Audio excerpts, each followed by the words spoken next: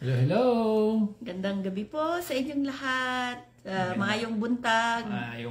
Magandang umaga sa kasama natin dyan sa Pilipinas. Naimbag nga bigat. Oo, Happy All Souls Day and Happy All Saints Day na rin. Oo. Para sa lahat ng ating remembering all our departed loved ones. And para na rin sa pag-aalala sa ating mga saints. So, kumusta naman po ang araw natin? So, we hope naging maayos naman for the whole day. At saka sa mga papasok, we hope na holiday ngayon. Ay, holiday pala. Oo, long weekend so, kayo. Long weekend. Yung mga kasamahan tayo sa Pilipinas na kasalukuyang binabagyo pa rin. So, mag-ingat po kayo dyan. And harinawang dumaan itong bagyo ng walang masyadong perwisyo. So, kahapon, napag-usapin natin yung living with faith in action. So, magiging karugtong lang to sa topic natin kahapon. Ano ba ang role ng patience and persistence in achieving our goals? Yun. So, ano nga ba ang importansya ng pagiging patient natin in our lives? So, ano nga ba ang patience? 'Di ba lagi tayong nakakarinig na patience is a virtue, yung mga ganon. Pero napag-isipan po ba natin kung ano talaga yung deep meaning ng patience? So, usually kasi patience it's not the ability to wait, but the ability to keep the good attitude while waiting. Kasi 'di ba minsan masyado tayong nagmamadali na makuha yung gusto natin. Sometimes nakukuha natin yung gusto natin ng hindi nagiging maganda yung resulta kasi nga nagmadali tayo. Hindi tayo naghantay kasi 'di ba nga merong mga kasabihan na mas kumbaga mas maganda ang resulta pagka pinaghirapan mo ng maigi at saka naghintay ka. Kasi 'di ba minsan may sinasabi silang best timing. So hindi hinog sa pilit kumbaga. Oo. So, unang-una, ang importance ng being patient is it teaches us to trust the process. 'Di ba?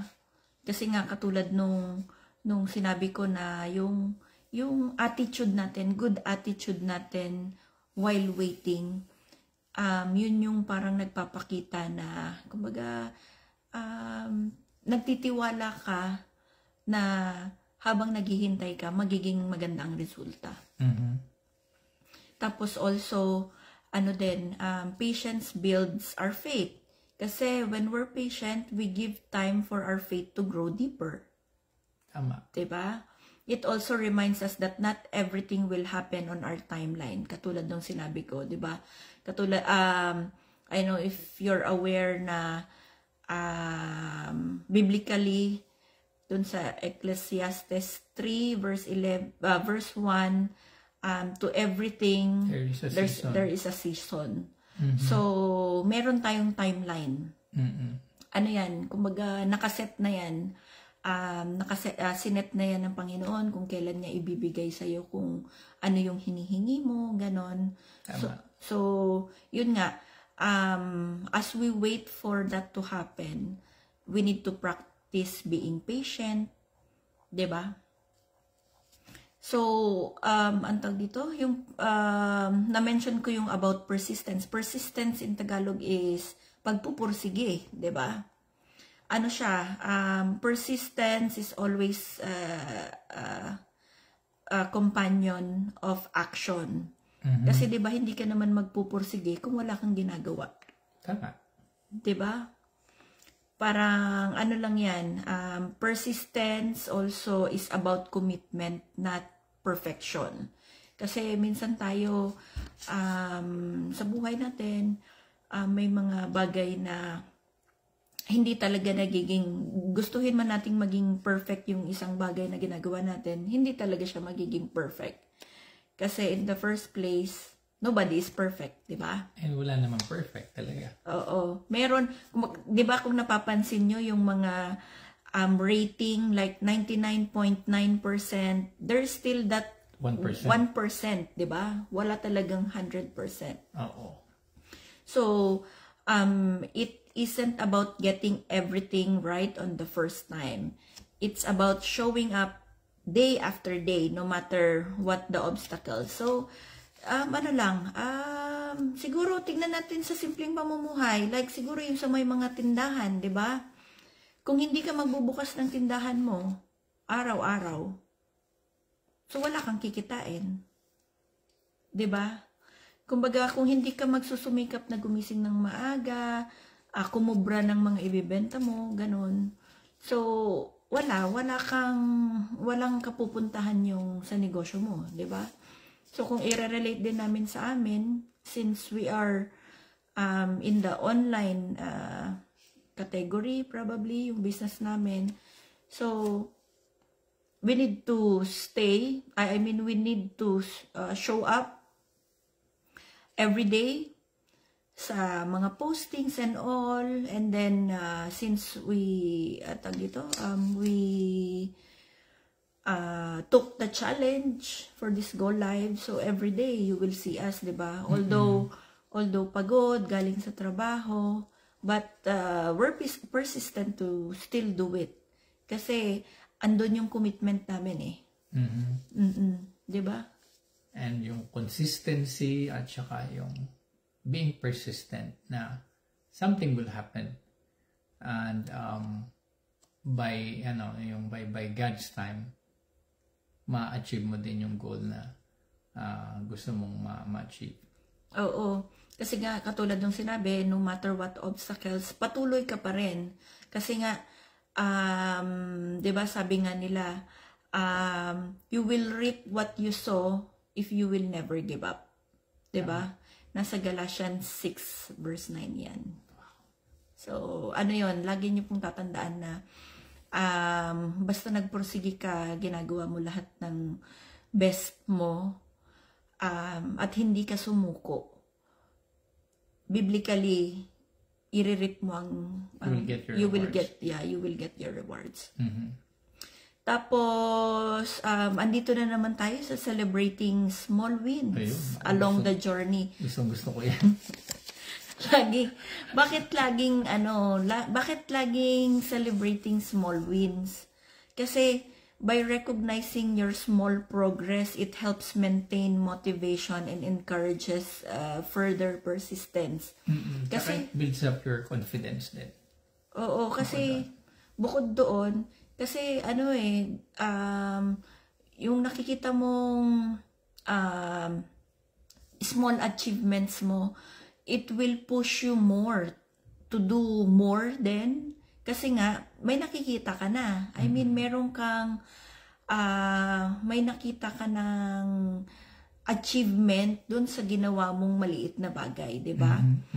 At saka yung sa pagsa-celebrate mo ng small wins, it recognizes growth then along the way.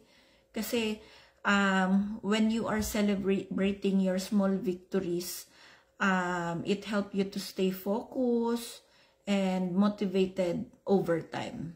Tama. Oo. Tapos, at saka, ito yung isang pinaka gusto ko din. When you are celebrating small wins, you are developing a spirit of gratitude. Yun. Siyempre.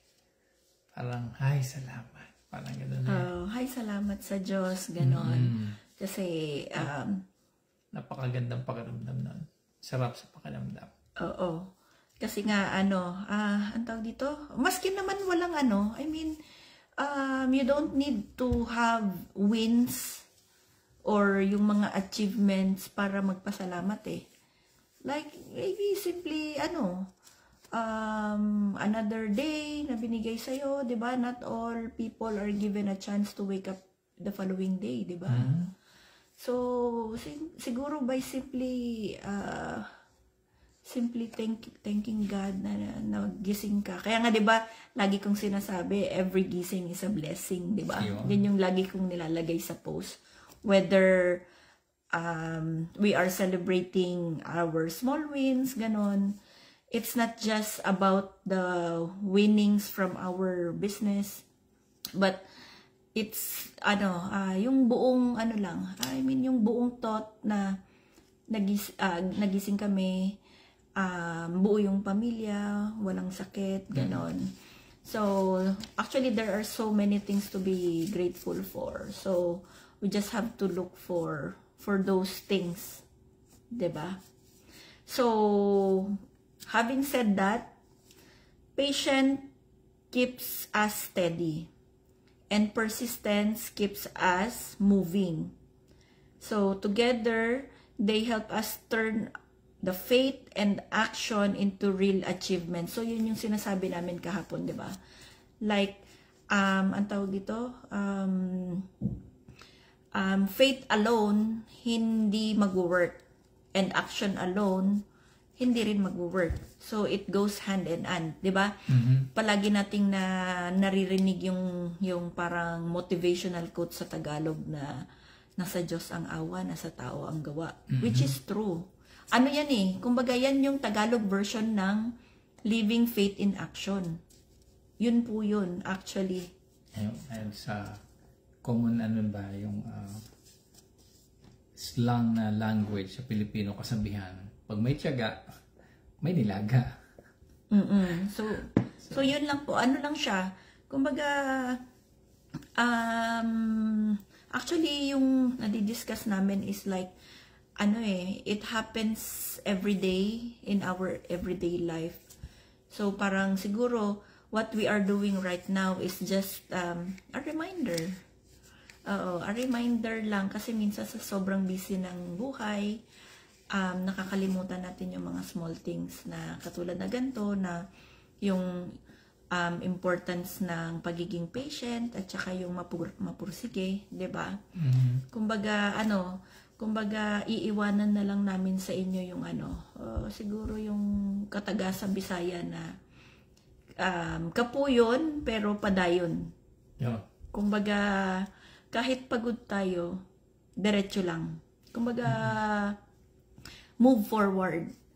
Kasi lang naman yan eh. Kumbaga, ang tawag dito, hindi naman tayo pinababayaan ng Diyos. Kumbaga, alam niya yung... Di ba yan yung din? Yung sinabi ni Inday Sara, no? Ang gaba, di magsaka, yun? Iba yun. Iba pala yung sorry naman. Yun lang ang alam mo, Isay. Pero maganda rin kasi yung mensahe niya doon. Basta gawin mo lang yung tama, gawin mo yung dapat, and for sure, hindi natutulog ang Diyos. Oo, makikita niya. Susuklian niya. Susuklian niya yan. So, yun lang po for tonight. We hope na dun sa mga na-share namin is may mga nakukuha din kayong mga golden nuggets. Although, alam naman namin na syempre may mga iba sa atin na mas maraming may karanasan, ganon.